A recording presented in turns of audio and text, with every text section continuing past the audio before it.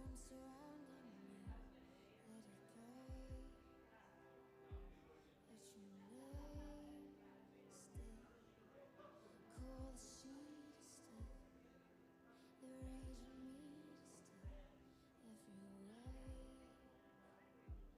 Let your name, Jesus, Jesus. You make the darkness tremble, Jesus, Jesus.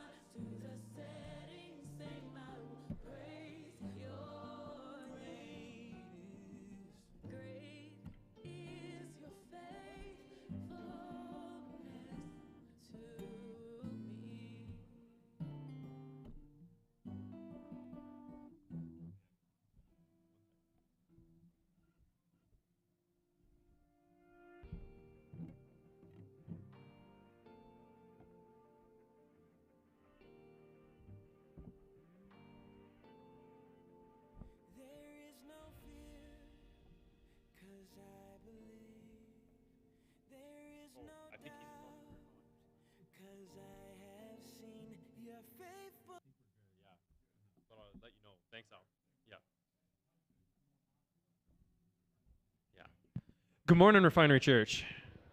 Oh, we're glad to have you joining us here this morning. I just wanted to start out by saying here on Friday we had our Amplify Worship Night, and we were doing some new songs and had some new stuff that we're going to be rolling out on Sunday. So I would challenge you to go take a look at that. It would be on the Facebook page or the YouTube channel. If you want to go watch, and you can check out some of those songs that we're going to be playing here soon. This morning we're going to be dialing it back with a bit of an acoustic set just to give everybody a break. So we're just going to be singing some songs. We'll be starting off with an old classic with This Is Amazing Grace. So hopefully you guys can remember us doing this one from before. But if you'd like to stand and join us, we'll just start off by singing this together.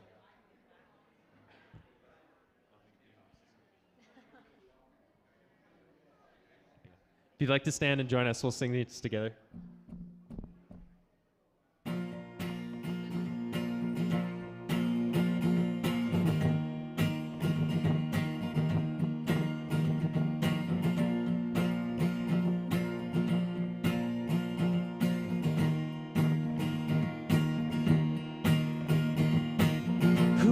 The power of sin and darkness, whose love is mighty and so much stronger, the King of glory, the King above all kings, who shakes the whole earth with holy thunder and leaves us breathless in awe and wonder, the King of glory, the King above all kings. This is amazing grace.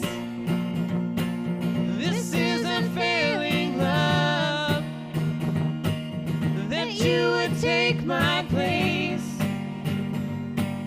that you would bear my cross. You laid down your life,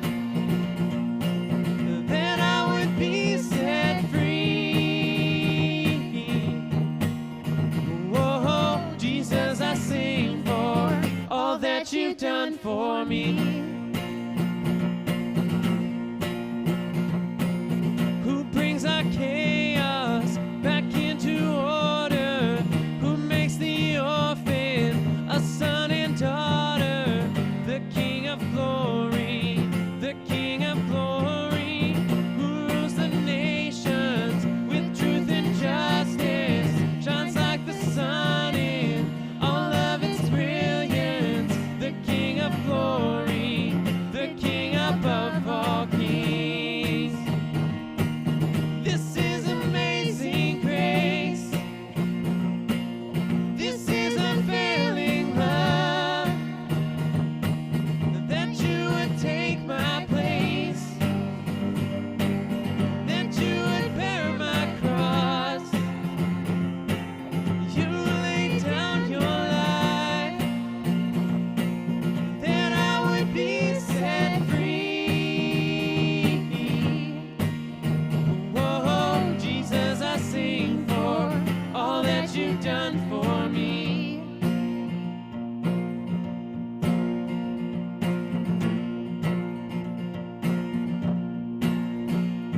And worthy is the Lamb who was slain, and worthy is the King who conquered the grave, and worthy is the Lamb who was slain, and worthy is the King who conquered the grave, and worthy is the Lamb who was slain, and worthy is the King who conquered the grave, and worthy is the Lamb who was slain.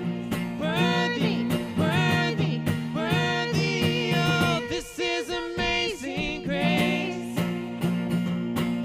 This is unfailing love, that you would take my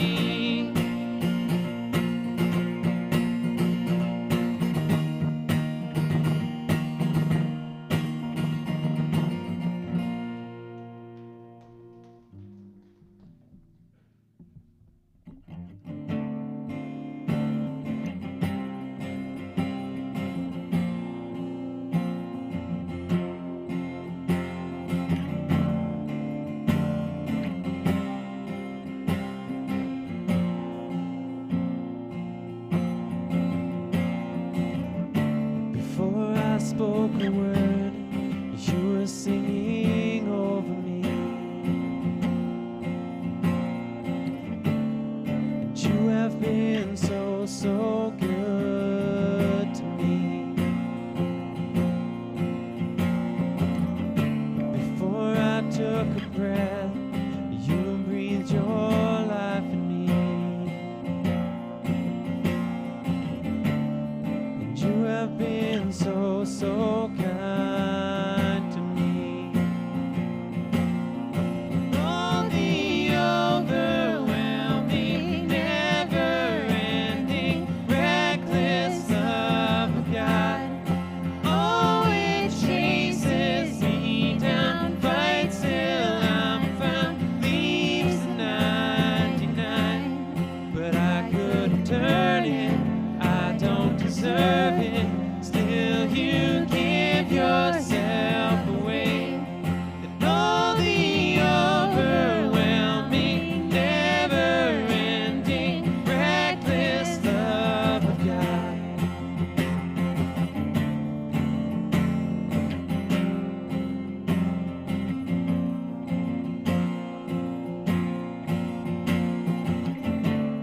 And when I was your foe, still your love fought for me. And you have been so, so good to me. And when I felt no worth, you paid it all for me. And you have been so, so kind to me. Oh, the overwhelming, never-ending, reckless love of God. Oh, it chases me down, fights till I'm found, leaves the 99. But I couldn't turn it, I don't deserve it. Still you give yourself away. And all the overwhelming, never-ending, reckless love of God.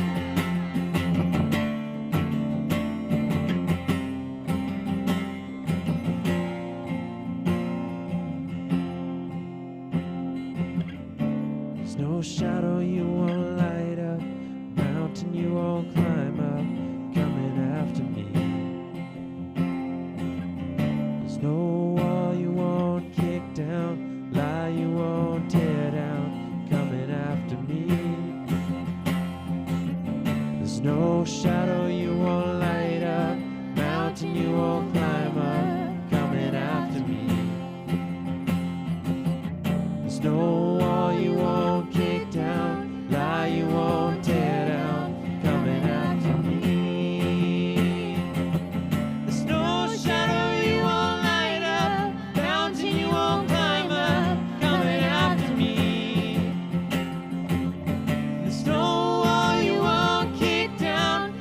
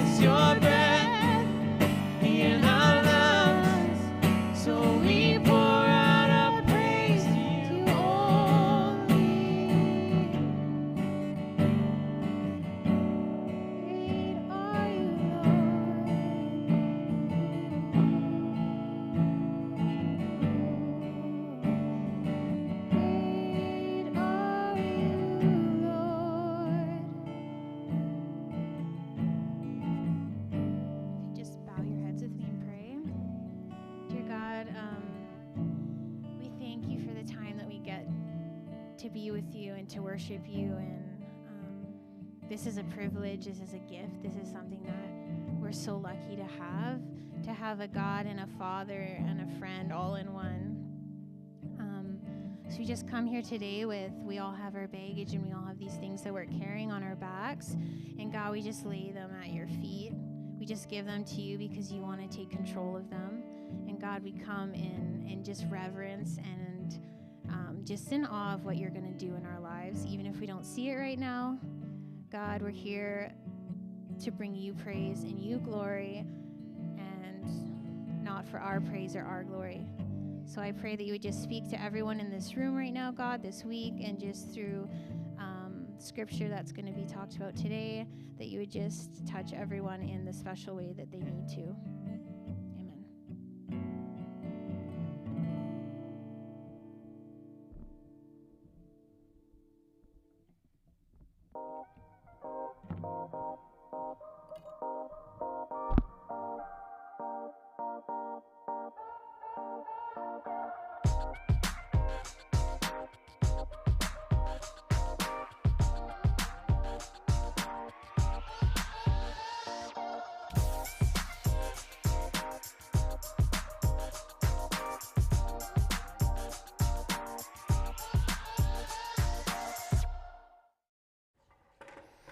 Good morning.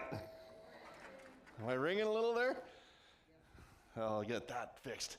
Hey, it's so great to be with you. So great to see you here today. How's everybody doing? Hey, lively. Who is so thrilled to be here today? I got to tell you something. I got to tell you about this wonderful person in my life. And she has a name, but rather than just the name, we've given her a title. Mom. You got one? You guys, put your hand up if you got one of those. Everybody ought to have one. Next Sunday, I'm so excited. We're celebrating moms. It's Mother's Day. Your mother may have passed. I don't know what the scene is. You might not have a great relationship. We're celebrating mothers next week. And I hope that you will be here to celebrate. And we can celebrate together. We can celebrate the mothers in our midst. But I hope that you might bring your mother as well. We're doing something so totally different. It's got us a little nervous, to be honest with you. We are having Mother's Day brunch right here. So when you come next Sunday, this room will not be as you know it right at this moment. It's going to look completely different. We're going to be set up with tables and chairs. We're going to be ready with hot food. That'll get somebody in the door. We're going to have bacon. This community was never smelt so good as it's going to smell next Sunday. It's going to be a good Sunday. I hope you will be here. I hope that you will bring your mother. I hope you will bring your mother's mother if you have a grandmother. I hope you will bring your daughter if you are a mother. Just come. We are so excited and looking forward to being here with you next Sunday. If you want an invitation card, a whole bunch around the room and outside there and such, just grab whatever you need of those. But there's no better way to celebrate than with food, right? Right? Yeah. So I hope that you will engage with us next week, and we're excited about it. Looking forward to celebrating Mother's Day with you next Sunday. We're in a series, though, right now that we're calling Next Steps. And we're taking a look at the fact that there is always a next step. And it doesn't matter where you are at in terms of a relationship, or you don't even have a relationship with Jesus Christ right now. There's always a next step. For some of you, that next step is a first step, right? But for some of us who have been around Christ for some time, there's a next step for you. Always, always, always. There's always another step of growth. There's always another step of development, another step that is possible for anybody who would choose to follow Jesus Christ. And what we're going to look at here today is we're going to talk a little bit about, I guess it's kind of the practice of just doing life together. In church circles anymore, the word community is thrown out a whole lot, has been for about the past 20 years now, I think. And so we're going to talk about that whole being in community with one another. And when I say that, and when we talk about that in this room and in this church family, what we're talking about is we're simply talking about participating in the life of the church, in the church family, connecting with other people in significant relationships. We've all got relationships or know some people that we don't have a significant kind of connection with. We're talking about taking it a little bit deeper, right? That community with other folks. Jesus he lived in close community with other people. That's just was him. That's the way he did life. He just lived in close community with some other people. He had a small group of guys. There were 12 guys. We call them the disciples, sometimes the apostles. And those 12 guys and Jesus, they did life together on a daily basis. They just hung out together all the time. They ate together. They walked together. They did all sorts of things together. That was their deal. They did life with one another. And I think, I don't know, maybe it's an obvious kind of question. I think it's a little bit of an obvious kind of question. It's, why did Jesus do that? Why was that his sort of structure of life, if you will? Why was that his MO? I mean, did he need those guys? And what did he need those guys for? I mean, he's Jesus. Like, what did he need that group of guys for? Did those 12 guys, did they bring a lot of value to Jesus' life? Did they add anything to his teaching or to his ministry? I mean, they didn't always, get with the program when Jesus was talking, right? They didn't always understand fully what Jesus was talking about or what he was teaching. They didn't always get the ministry thing that Jesus was involved with. It sometimes didn't make a lot of sense to them, which is not, I mean, we can relate to that sometimes, right? They argued with one another. They were just regular folk, and their number one debate, one time they talked about which one of them was the greatest. They wanted to know who was going to have the opportunity to sit at Jesus' right hand when he came into his kingdom, and it was all very counter to Jesus' spirit and to the things that Jesus was teaching, and it was two guys that asked, could we sit at your right hand, Jesus, when you come into your kingdom and you're on the throne? Can we sit on your right hand, like in that position of power and authority right next to you? And then the other 10 heard about that, and they got all ticked off, and they're butting heads again, and it was just like sort of crazy sometimes with these guys. There was one time where all these little kids wanted to come to Jesus, and Jesus was all excited about that. He's like, cool, children are coming and stuff, and it's kind of a fun deal. And the disciples were like, time out, get the kids out of here, and they're trying to keep them back, and they're fending off these kids, and it was crazy. And they promised one time that they're going to be with Jesus through thick and thin, and whenever the greatest trials of his life are going to come, they're going to be there. They would be strong with him. And then the greatest trial of Jesus' life hit, and they were gone. They ran, they scattered, they hid, they disappeared. Jesus said one time, you guys, I need you to just stay awake with me and pray. Let's just have a time of prayer. And they all went to sleep. They all fell asleep. So, I mean, we can kind of relate to these guys. One of them was a guy by the name of Thomas. And we remember Thomas as a doubter. He was a guy who had lots of doubts about the whole Jesus thing. Judas was one of those 12. Judas was a thief. Matthew was one of those 12. Matthew was this despised tax collector in all of their cultural settings and so forth. He was sort of at the bottom rung, if you will, in terms of people who were despised in culture. Peter was this just aggressive sort of guy. One time a guy came and he was aggressively coming at Jesus, and Peter pulled out his sword and attacked that guy. He actually cut his ear off. Like, can you imagine? This is Jesus' good friends and followers, right? These are the guys. I mean, you kind of wonder, where did Jesus find these guys? It's like disciples are us, sort of. Like, where did they come from, right? And what on earth did he need those guys for? What did they bring to the table? What did he need those guys for? I think the answer is Jesus just loved people. We've been coming back to this theme of love, and Brian talked about it during our time of communion here today. We just keep coming back to this theme of love over and over and over again. And this isn't to say that Jesus was all like insecure and emotionally troubled and any of this guy. What we're saying is really that just at the core of who he was, at the core of his ministry and what he was about, everything that Jesus was about. And sometimes we make this so complicated, but it's just one single word. It's love. It's all about love. Love. Somebody asked Jesus one time, I said, Jesus, we've got all of the law. We go right back to the Old Testament law, and we go way back to the 10 Commandments and the law that you gave through Moses to the people. And then we added 600 some plus laws to that. And we've got all of this written law, and some of it, like, it's just, there's so much law. And when you take all of that Jewish law, those commandments, Jesus, what's it all about? Somebody asked him that one time. And Jesus said this. We'll put it on the screen here for you. He said this. He says, love the Lord your God with all of your heart. And he kept going. And with all of your soul. And with all of your mind. And then he said, this is the first. And it's the greatest commandment of them all. You want to talk about commandments? That's the greatest of them all. And then he said, and the second one is just like it. He said, the second one is love your neighbor as yourself. And that comes from Matthew. He recorded all this. All of the law, all of the prophets, all of the stuff, all of the hundreds of years of history of Judaism.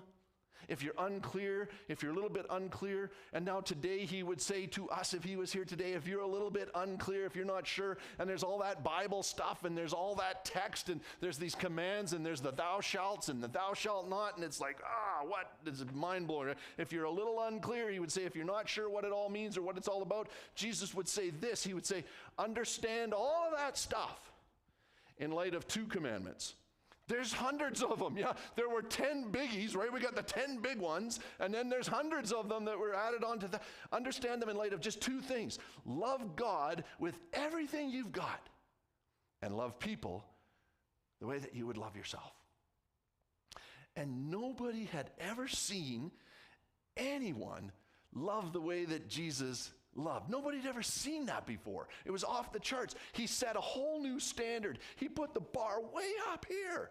It's so totally different than anything that anybody had experienced previously. Now, this doesn't mean that Jesus, he was kind of always easy for the disciples to kind of get along with. Because sometimes, precisely because he loved them so much, because he loved them as much as he did, he'd kind of get right up in their faces sometimes. He'd get up in their faces and he'd challenge them. And he'd say things to them that they'd go, "Argh!" And it was kind of that way because they knew it was true, right? And they knew there were things, and he'd kind of push them a little bit, and he'd give a couple of these, and he'd challenge them a little bit. Sometimes those guys probably wished that Jesus loved them a little bit less, that he might just back off a little with the love kind of thing. But they knew that when they were with Jesus, they were with somebody with whom they had never experienced this before. Nobody had ever loved them the way that Jesus loved them. Never. He was the most loving guy that they'd ever met. And in the end, Jesus died for love. And just before he died, though, he brought them all together. He gathered the group together, and he said this to them. He said this. He says, a new command I give to you. Love one another. And they probably started thinking, this whole idea of love keeps coming up with Jesus. It must mean something. There must be something important here, right? Maybe like you're thinking even today, we talk a lot about love around the church. Well, for good reason. It's of primary importance. A new command I give to you, he says, love one. Well, of course, this wasn't really new at all. The idea of loving one another. This was sort of the oldest command, if you really will. Love one another. What's new about it is this Jesus factor that's now a part of it. Because he didn't just stop there. He said this. He said, love one another as I have loved you. And they went, whoa.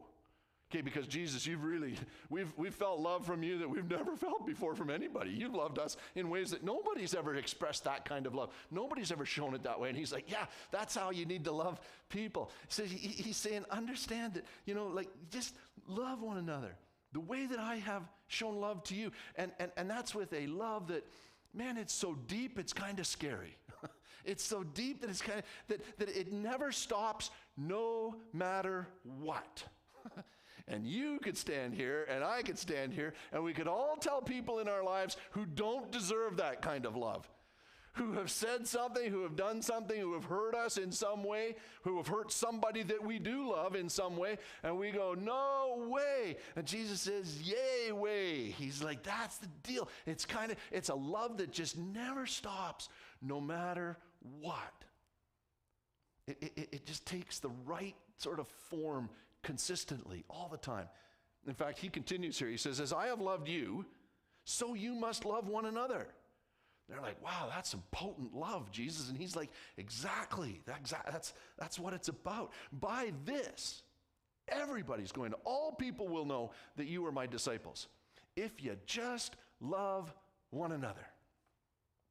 Jesus said to those 12 guys, he says, I want you guys to be the most loving group of people in the entire world. I want you to be the most loving group of people that our world could ever set eyes on, ever experience, ever bump into, whatever. And that's his word to us too. That's not just to those 12 guys, but it's to his word to each of us, to the church. This is right here to us at Refinery Church. You don't have to be the smartest person. You think to yourself, well, I don't know all that Bible stuff. You don't have to be the smartest person. You don't have to be the richest person. You don't have to be the prettiest person, the best looking sort. You just got to be the most loving person. That's what Jesus said. He said, just get out there and love the same way that I have loved you. And then he said this, and this is kind of my paraphrase, but Jesus is saying this. He's saying, I'm betting the farm on this. You know what that means? Poker players, I'm all in. I'm all in, right? I'm betting the farm on this. By the way that you show love, everybody will know that you are a follower of mine, that you are my disciples, my students, my followers. If they look at you and say, wow, that's the most loving group of people I've ever run into in my life, that's the most unloving group, or the most loving group, then Jesus is saying, you will be unstoppable. Unstoppable. And so what I want to do in the time that remains here in our morning here is I just want to ask you to picture with me 3 big old signs. You're wondering what this is about. We're about to find out here. 3 big old signs. If you're online, glad to have you. Sorry we missed you last week, but we're back. We're backtracking this week, so it's great to be with you here. I just want to talk about. You can kind of imagine this with me a little bit. Picture it, and I'll try to assist with the illustration here. Some signs that really carry the law of Jesus' community for you and me. And then to be able to ask, as we kind of talk about these things, to be able to ask, do people see this in me when they look at me? Do people see this in me when they encounter me? And make it real personal. Does my family see this in me when they join me for breakfast, or when we sit down at the dinner table, or when we engage in conversation, or whatever, when we're driving together or whatever? Do the people at work see these things in me when they see me? Do the guys and gals at school, you get it, right? Do my neighbors, right, do my extended family members, do they see this? Do people see this when they look at our church? Do people see these things that we're about to talk about? Do people see these signs when they look at your community group? Those of you who are in a community group, doing life together with some other folks, in that tight-knit sort of community. Do they see that in your group? And there's only 3, okay? That's why I've got these 3 stands out here, because they're going to hold our 3 signs. The first one, they're very easy to remember too. The first one is this. These are the signs of life in the Jesus community. And I don't know if everybody can see that or not. I hope you can, but I'll let you know. It says, everybody's welcome. Everybody's welcome. Doesn't that sound great? Everybody is welcome. What's staggering about that is the very first word. Everybody. Everybody. I'm welcome. With my crazy aloha shirt. He says, you're welcome. You're welcome with your boring shirt. He says everybody is welcome. For Jesus himself, what sort of created scandal, what scandalized Jesus in the eyes of some people, and a lot of people really, but especially the religious leaders back in the day, what really drew scandal to Jesus above everything else, you know what it was? It was how he would welcome people. He just loved everybody. He accepted everybody. He embraced everybody. He included everybody who came to him. It didn't matter who they were. Read through Matthew, Mark, Luke, John, those 4 accounts, the Gospels, that they just describe the life and the events and the activities of Jesus' time. And it doesn't matter who it was that came to Jesus. Prostitutes, right? Samaritans. This people group that were considered you don't even talk to, you don't even go near, right? Tax collectors who were just at the bottom of the social rung, really.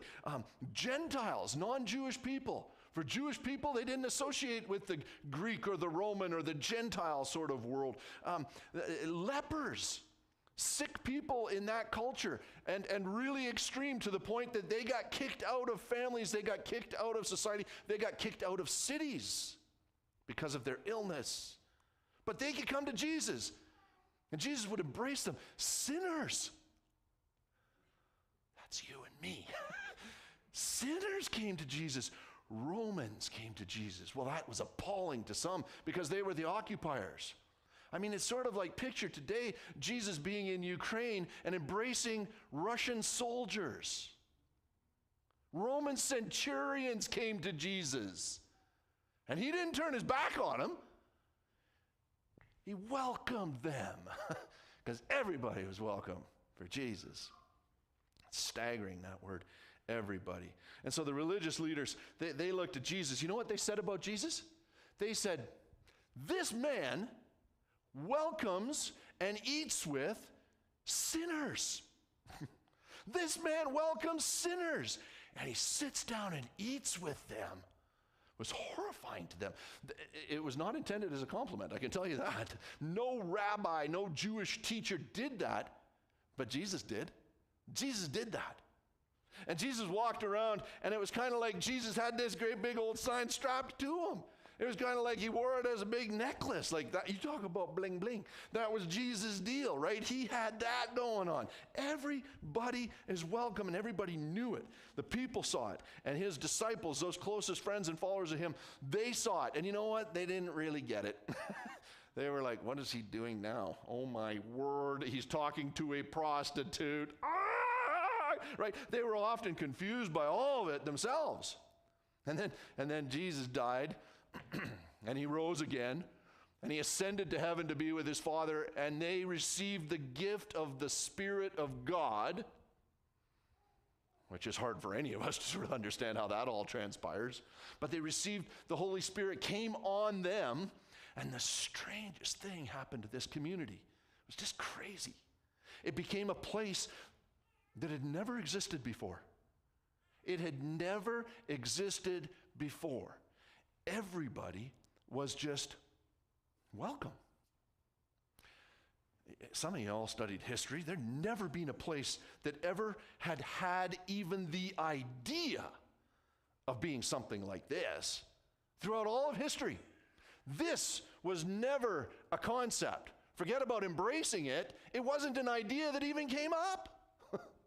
There had never been a community that had this idea of being the kind of place, the kind of group, the kind of gathering, the kind of community where anybody who wanted to could be a part of.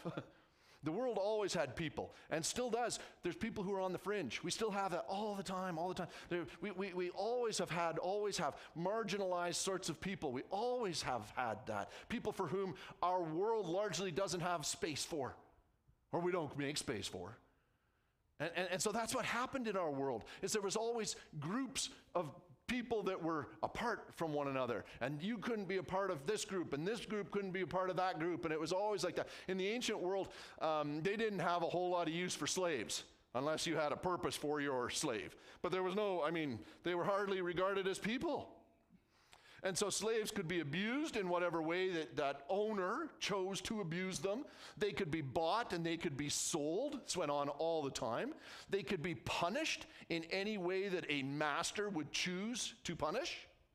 They could be killed if they grew too old, or if they grew too sick, or if somebody decided, I don't think I have a use for this slave anymore. Take him out back. Take her out back. Nobody had much use for slaves. And then there's this group, this Jesus crew that comes along. This is historical. I'm not just telling Bible stories. This is in our history, humanity. This group comes along, this community, and they remembered that their leader, a guy named Jesus, one day got down on his knees, and he took a tub of water, he took a basin of water and a cloth, and he washed the feet of the people that he was in the room with, just like a slave would do, just like a servant would do. and then Jesus said the scariest words of all to them. He said, now you go do this. And they went, me? What? Yeah? All right. Me? In this community, people who are like slaves, people who just serve. Jesus said they're the greatest of all. They're the greatest of all. Community of slaves? And they remembered this, and then they said to their slaves, you know what? You're welcome. You're welcome here. Because that's what Jesus said. That's what Jesus did. He made me welcome. You're welcome here. One of the earliest descriptions of the church that we have, I think it's fascinating. It's not a biblical source. It was written by a politician back in the day, a governor actually of what we know today as Turkey. And this fellow's name was Pliny. Some of you have heard of Pliny. This is Pliny the Younger. And he was kind of a bureaucrat within the Roman structure of politics and such. Pliny the Younger. And he's called the Younger because he was the nephew of a guy who was known as Pliny the Older. Yes, you know your Roman history. Yes, this is great. And so we had Pliny the Younger, and he comes along and he writes one of the earliest descriptions that we have of the church. This is right around 100 AD, a little bit after 100 AD, and he's writing a letter to the Roman emperor. So this is carrying some weight. There's an important deal going on here. The emperor at the time was a guy by the name of Trajan. He was the emperor. And this is not in the New Testament. This is not in the Bible. This is somebody who's outside of the church. This is an observation about Christians, these folks who chose to follow Jesus. And he's really upset, Pliny. Pliny the Younger is ticked off because the Christians were not buying sacrifices to the emperor. They would sell sacrifices, and you would sacrifice to the emperor, Trajan. And the Christians weren't buying those sacrifices. And they're not a part of this cult of emperor worship, which was going on. That was a big deal. You worshiped the emperor, whoever happened to be sitting on the Roman throne. And they don't worship all of the Roman gods. Everybody else did. Everybody else had all kinds of gods. They had all their own. They were very polytheistic, we call that. And then this group of people from Israel, these Jewish people who had become followers of Christ, who believed in just one God, they didn't embrace all these other gods. They wouldn't worship the emperor. And it was just the weirdest deal to them, but they didn't care too much about it being weird. The problem was when the Christians didn't do that, it started messing up the local economy. Because they weren't buying the sacrifices. And the Romans, Pliny's sitting there going, they're supposed to be spending money here, and that store's going out of business because the Christian guys are not buying the sacrifices, and more people are following Christ now, and it's becoming a problem, right? And so he's upset about this, and it's messing things up. Merchants didn't like this, and so he writes to the emperor, Trajan, about this problem. Here's what he says. He says, many persons of every age, you can look this up. Look up Pliny the Younger if you want to Google it for yourself. Many persons of every age, again, just a description of the church. It was not a perfect place, but it actually took seriously what Jesus called the church to do. Many persons of every age, he says, every status, also of both sexes, male and female, they are at risk of joining the church for the contagion of this superstition.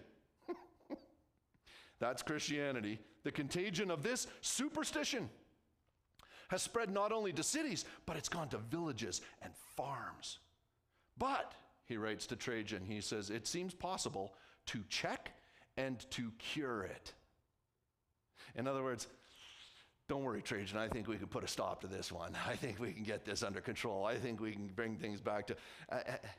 At that point, best guess that historians have is there were maybe about 50,000 Christians, maybe about 50,000 people who had chosen to follow Christ around 100 AD.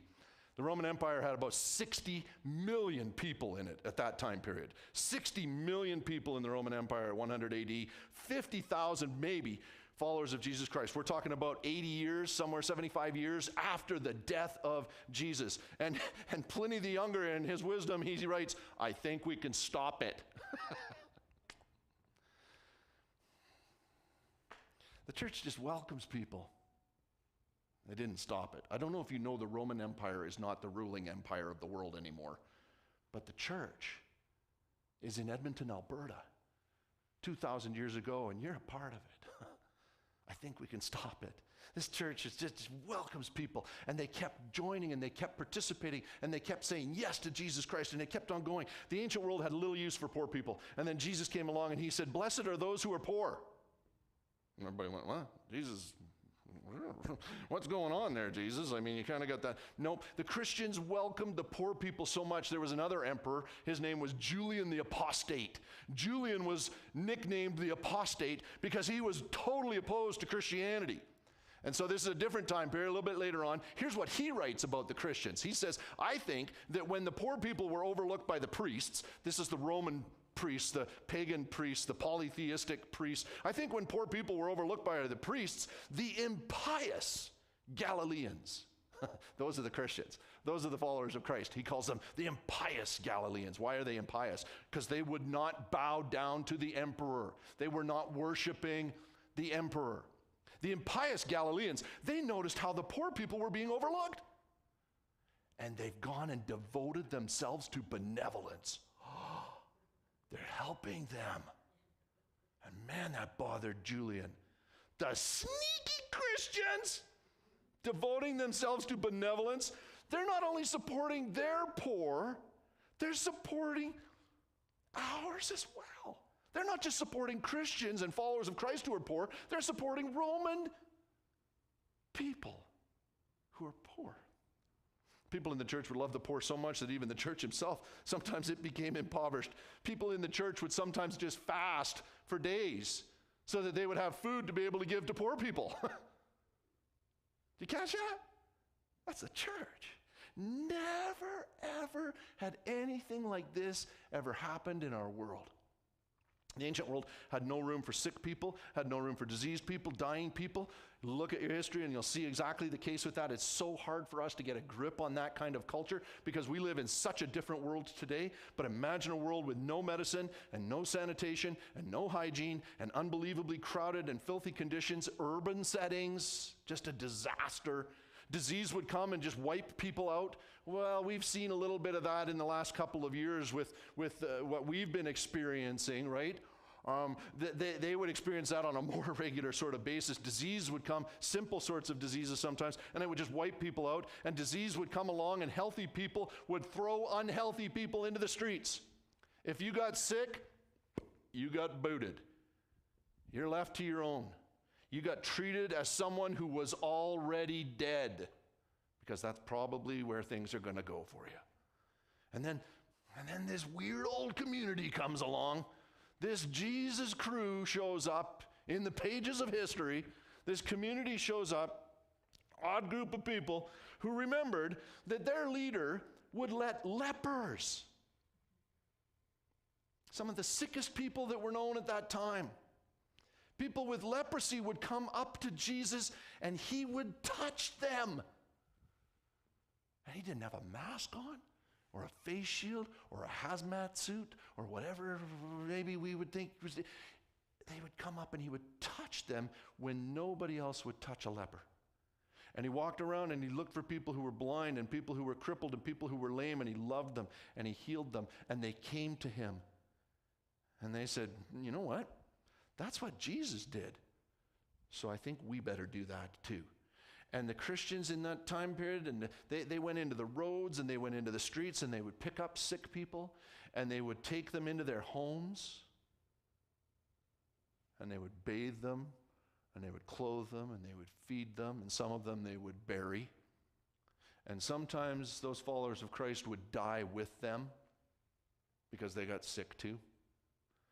The early church, I'm telling you, it was not a perfect thing. But they actually became a place that tried to do what Jesus said. And a strange thing happened. Contrary to what everybody thought would happen, the church did not get wiped out by the plagues and illnesses. Because a lot of people just thought, well, this will finish the church because they're hanging around all the sick people. That didn't happen. In fact, Christians, followers of Christ, actually survived those plagues at higher rates than non-Christian folks. Because a part of what was going on was this. Even without medicines, care and food and touch, embrace and praying and love, these things are actually healing. And when you have fellowship and you enter into love, you find a health that you've not found previously. And that's true physically and literally. Researchers have discovered that isolated people, they're more likely to die earlier than people who have strong relational connections. You've heard that before. That's pre-COVID.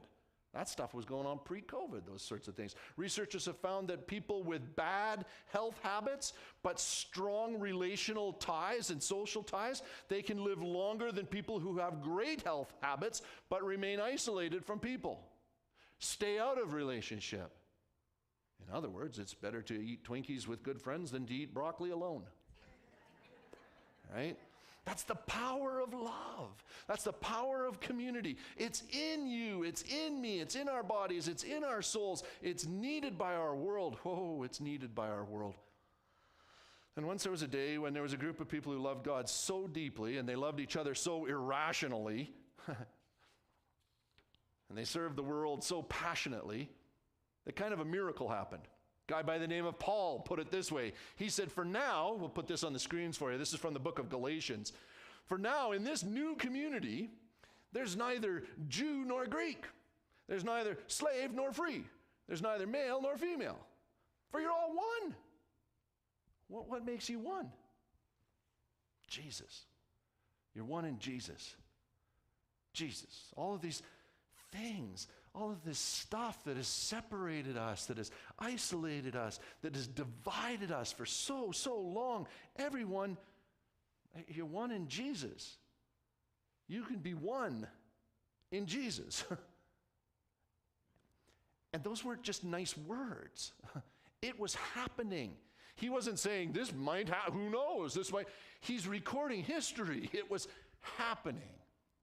There'd never been a time in the history of the human race where a community had even had an idea like this, where all of the divisions and hostilities that separated people and made them go to war and created all this divisiveness, made them not like one another. It was, it could be torn down.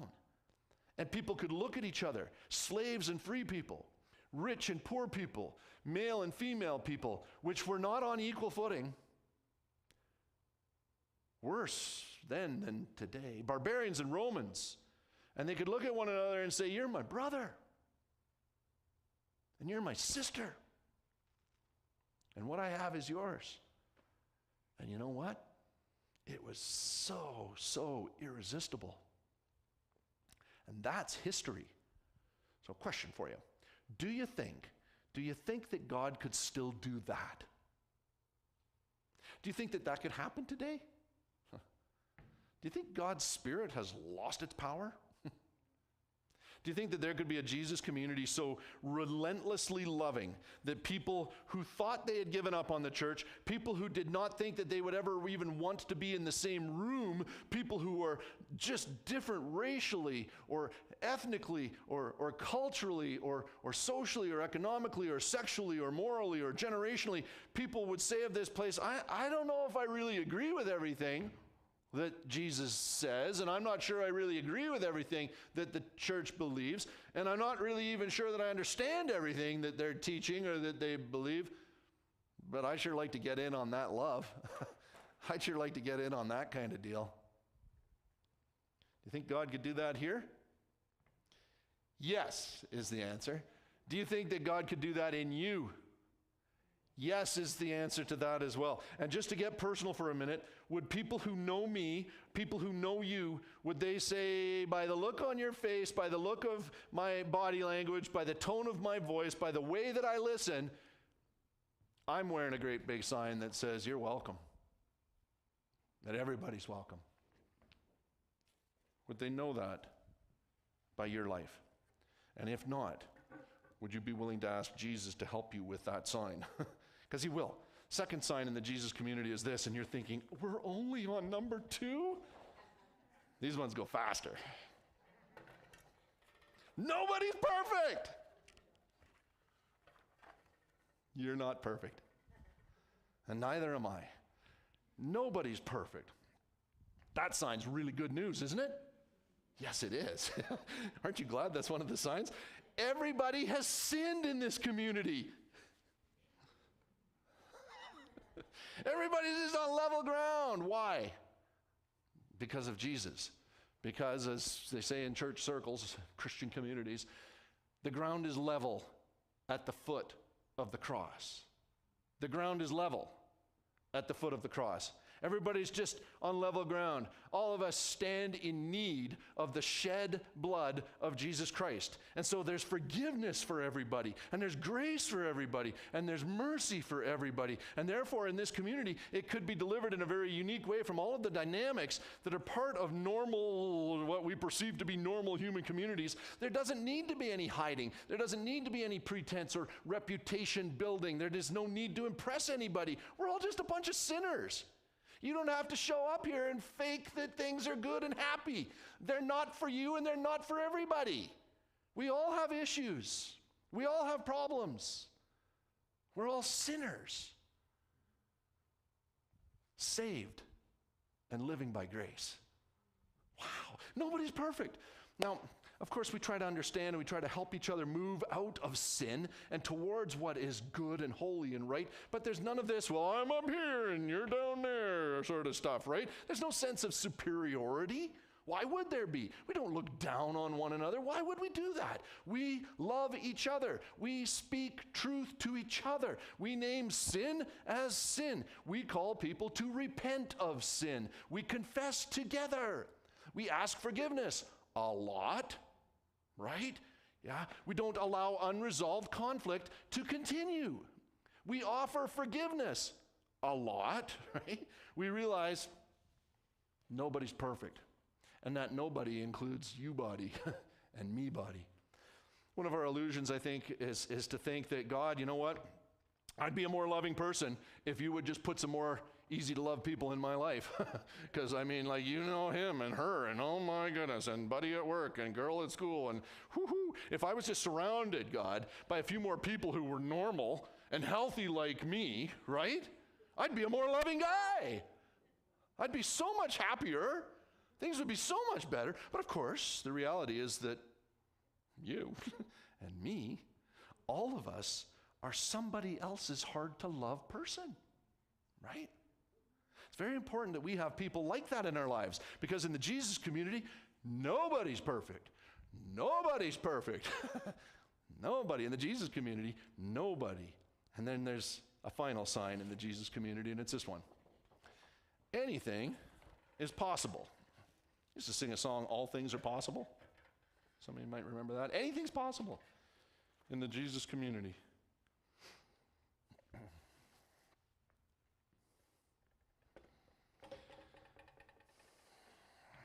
I think you never really know in the Jesus community. When Jesus gets a hold of people and his Spirit comes upon you in the same way that it did those followers some 2,000 years ago, and when he begins to do that transforming kind of work in your heart, in my heart, and in minds, and we begin to change from the inside out, and when you're given gifts to be able to do what you can't do on your own human ability, if you will, right? Then anything is possible. Then anything is possible. Lives can be changed. Lonely people, they can find belonging. Hurt people can find healing. Marriages can find restoration. Oppressed people can find freedom. Lost people can find hope. Hurting people can find healing. Relationships of any kind can be restored. Addictions can be broken. Just go down the list, because anything is possible. Anything. There's never been a community like this. Because with Jesus, anything's possible. Never has there been something like that in history. This is it. The church, Jesus. And he starts this community where everybody's welcome and nobody's perfect and anything is possible. And that's about it. That's the Jesus deal. That's it. It's a strategy that really is that simple. I don't even know if we'd label it a strategy, but it is. Doesn't take buildings. Doesn't take money. It's really about that clear cut. It doesn't take programs. It's just a community where Jesus is present. And because he's present, everybody's welcome. And because he's present, we're aware that nobody's perfect. And because he's present, anything is possible. And love happens. And I got to say, you don't want to miss that. You don't want to miss it. That's the vision, the Jesus vision. That's what the church is all about. That's what following Christ is all about. But we can't stop there, because I need to make a decision and you need to make a decision that you're going to follow Jesus. Everybody's welcome, but you need to make a decision that you're going to follow. You have to choose that. You have to choose it. Nobody's going to do it for you. Nobody can. And then I engage in next steps, and I get plugged in with the life of the church, with the fellowship and the community that goes on. And I get connected with a church family. And I get into a community group where I get to do life on a deeper sort of level than just what happens on a Sunday morning usually, right? I get into relationships where I can be open with some people. But the vision, well, the vision's just all about love. How would you sum it up, Jesus? Love. Could you make it a little clearer for me? Well, how about love? Jesus, if you could just show me what this is, it's about love. Love, love, love, right? And he doesn't say it anyhow. It's love. With Jesus, everybody's welcome. And because of that, the whole world, I'm telling you, our world would be turned upside down if we got that right.